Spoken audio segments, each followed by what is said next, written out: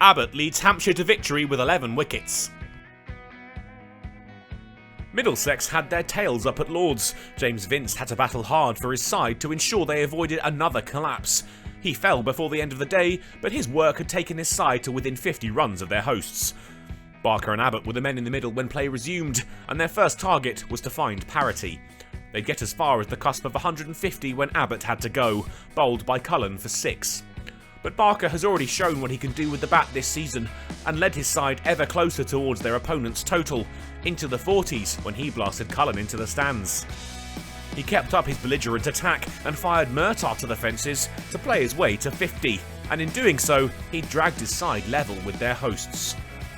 Wheel fell with the lead in single figures, nicking off for 6, and with just 1 wicket remaining in the innings. Barker took that as his cue to hit top gear. The 71st over of the innings, delivered by Murtagh, went for 18 runs, with 2 big sixes, as Hampshire closed in on 200. Another 6 off a Murtagh no ball went soaring into the stands to take them to 208, and that's where the innings would come to an end. Barker bludgeoned another Harris delivery, but it was caught smartly by Hanscom at mid-on. Hampshire's lead, 36. Barker and Vince had been the main source of resistance for Hampshire. The former's lower order hitting caught the eye, but without the skipper's dogged defiance, he wouldn't have had that opportunity and turned the tables on their hosts.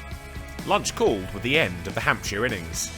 Middlesex got their reply underway after lunch showers had passed over Lord's, and they'd suffer an early setback. Sam Robson out for 5, LBW to Abbas. There was a second in the next over. Abbott found Davis edge to see him depart for 8. Gubbins, Middlesex's leading light in their first innings, was next. The score still shy of 30 runs when he was strangled down the leg side by Abbott. It kept getting worse. Abbas was quick to react and agile on his feet when White popped a leading edge straight back to him. Abbott then dealt with the captain in the next over. His back pad found, and off he trudged with 24 to his name. Barker made it 6.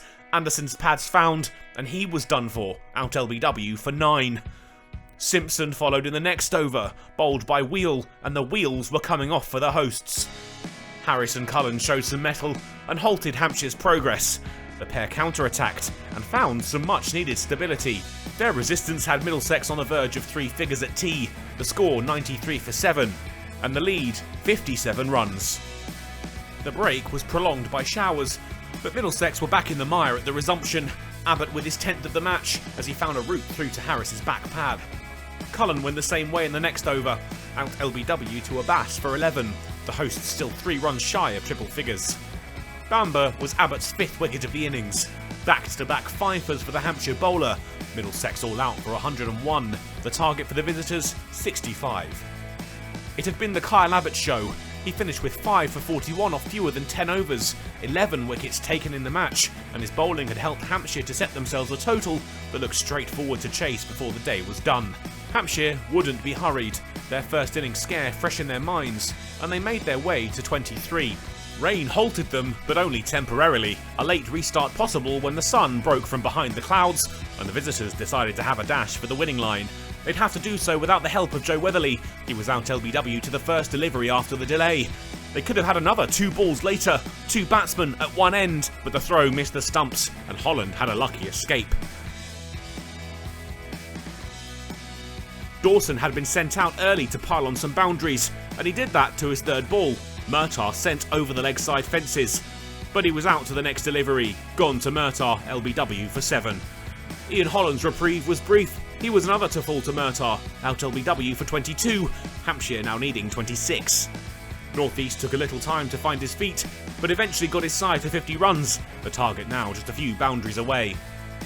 He could have gone, a catch chipped towards Cullen at mid-on, but he shelled it. Was that Middlesex's chance of forcing a draw gone? A couple of boundaries answered that question. North East with the last 8 runs needed for the victory. The win wrapped up inside 3 days. A great way to bounce back from a tough couple of weeks.